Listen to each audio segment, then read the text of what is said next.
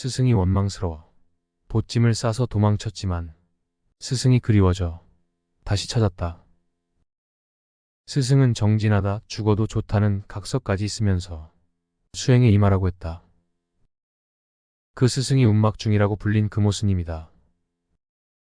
성은 정씨, 법명은 태전, 법호는 금오다.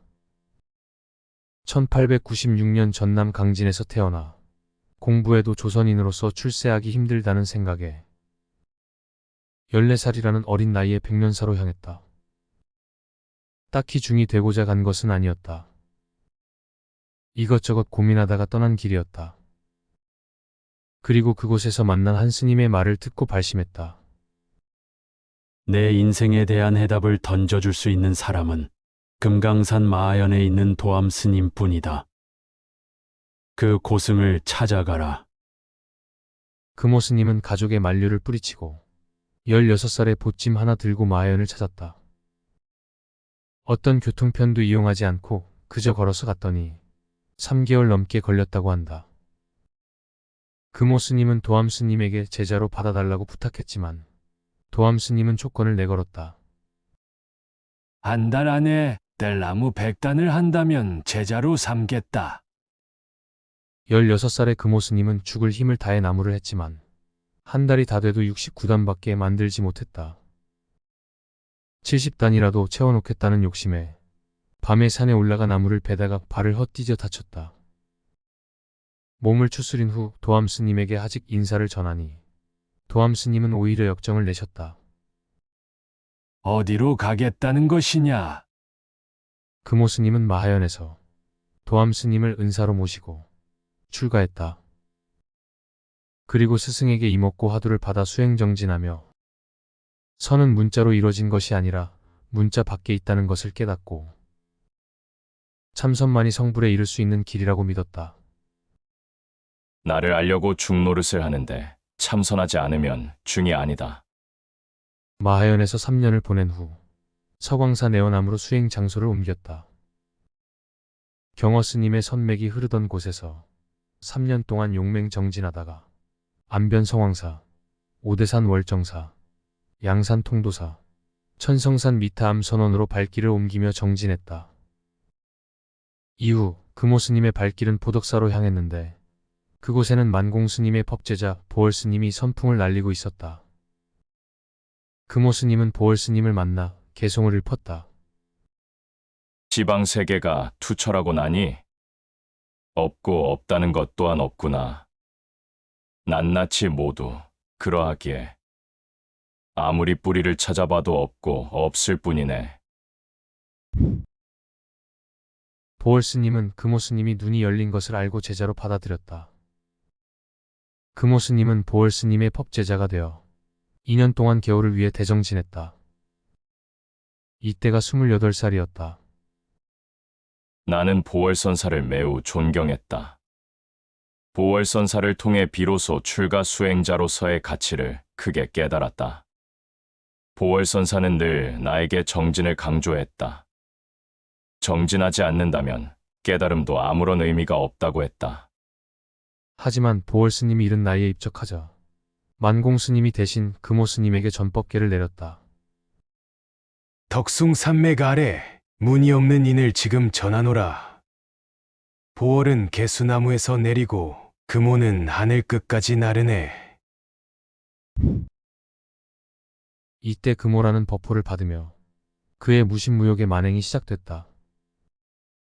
해월 스님, 만공 스님에 이어 수월 스님을 찾아뵈어 가르침을 받았고 산에서 운막을 치고 용맹 정진했고 거린들과 함께 생활했다. 오로지 참선을 통해 성불에 이르고자 함이었다. 1935년 40살이 되던 해 금오 스님은 만행을 멈추고 김천직지사의 조실이 됐다. 출가한 지 23년 만에 후진을 양성하는 자리에 앉게 된 것이다. 금오 스님은 대중들의 교육에 앞장서면서 참선과 용맹 정진을 강조했다. 참선은 나를 찾는 것이다. 나를 모르면서 책만 많이 보는 것은 소용없다.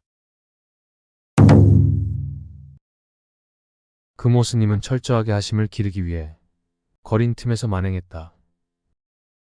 하지만 거린 틈 속에서 불쑥불쑥 암한심이 솟았다. 나는 이래봬도 출가한 수행자다. 금오스님은 자신이 아무것도 없는 하찮은 인간임을 뼛속 깊이 각성하기 위해 완전히 거지가 되기로 작정했다. 하지만 거지가 되는 것도 쉬운 일은 아니었다고 한다. 전주의 거지 대장은 진정한 거지가 되기 위해선 3가지를 맹세해야 한다고 했다. 첫째, 밥은 식은 밥이든 쉰 밥이든 먹다 남은 밥이든 누룽지 등 가리지 않고 먹는다. 둘째, 옷은 닳고 찢어져서 속살이 삐져나와도 가리지 않고 입는다. 셋째, 잠은 논둑이든 밭둑이든 다리 밑이든 가리지 않고 잔다. 금오스님은 그 맹세를 철저하게 지키기 위해 거지들과 함께 구걸하고 함께 먹고 함께 잠자면서 거리를 떠돌아다녔다. 하지만 구걸 중 맞닥뜨린 어느 스님에 의해 승려 신분이 탄로나 거린 생활을 중단했다고 한다. 금오스님은 거린 시절을 회상하며 제자들에게 당부했다. 몸뚱이 하나 먹여 살리는 거지 노릇을 하는데도 3가지 맹세를 해야 했거늘 하물며 온 세상의 스승이 되어 모든 중생을 제도하겠다는 출가 수행자가 죽느냐 사느냐 사생결단을 해서 도를 깨치겠다는 비장한 각오가 없다면 말이 되겠느냐. 금오스님은 수행 정진을 강조하며 또 이런 글을 남겼다.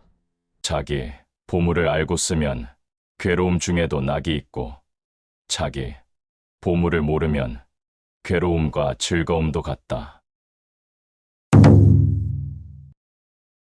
금오스님에겐 유독 월자를 딴 제자가 많아 월자문 중이라는 말까지 나왔다고 한다. 금오스님의 첫 제자는 월산스님이다. 금오스님은 출가하기를 원하는 월산스님에게 물었다. 집도 절도 가질 수 없으며 처자와 자식을 가질 수 없으며 재물도 권세도 가질 수 없으며 그저 빈손인 것이 수행자의 삶인데 그대는 이 길을 가겠는가? 월산스님은 그렇다고 확고하게 대답했다.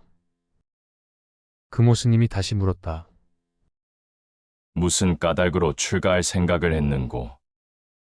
오래전부터 출가 수행자가 되고 싶었습니다. 출가 수행자의 길이 편하고 좋은 것만은 아닐세.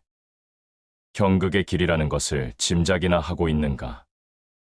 예, 잘 알고 있습니다. 다시 한번 잘 생각하시게. 경솔하게 출가하면 후회만 하게 되네. 결코 후회하지 않겠습니다. 스님 문화에서 수행하게 허락해 주십시오. 스승과 제자는 도봉산 망월사로 가 함께 정진했다. 월산 스님이 둥근 달이 산 위에 떠있는 꿈을 꾸었다고 하자 금오 스님은 월산이라는 법명을 지어줬다. 다음은 월주 스님이 회상하는 스승의 일화다. 월주 스님은 스승을 보면 실내에선 3배, 밖에서 마주치면 90도로 허리를 꺾어 인사했다. 하지만 금오 스님은 이렇게 깎듯이 인사하는 제자에게 말했다. 숙여라. 깊이 숙여라. 더 숙여라. 월주 스님이 어리둥절해하면 또 다시 이렇게 말했다. 내 놈 전생에 아만이 있으니 그걸 버려라. 월주 스님은 훗날 스승의 말이 틀리지 않았다는 것을 깨달았다고 한다. 금오 스님은 일제치하에 있을 때 창시개명을 하지 않았다. 그리고 외색으로 물든 불교계를 정화하는 데 전력을 다했다. 잘되면 떳떳이 승단 재건에 전력하고 그렇지 못할 때는 세상에서 떨어져 있는 섬에 가서 다시는 세상을 보지 말고 삶이 끝나도록 참선 공부를 하자.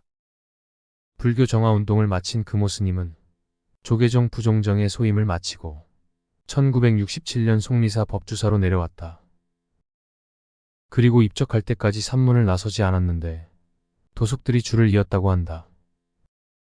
1968년 입적이 가까운 즈음 금오 스님은 제자들을 불러 모았다. 대중들을 돌아보시고 오른손 바닥을 보이니 월산 스님이 개송을 읊었다. 문득 본래사를 깨닫고 보니 부처와 조사가 다 어디 있는가.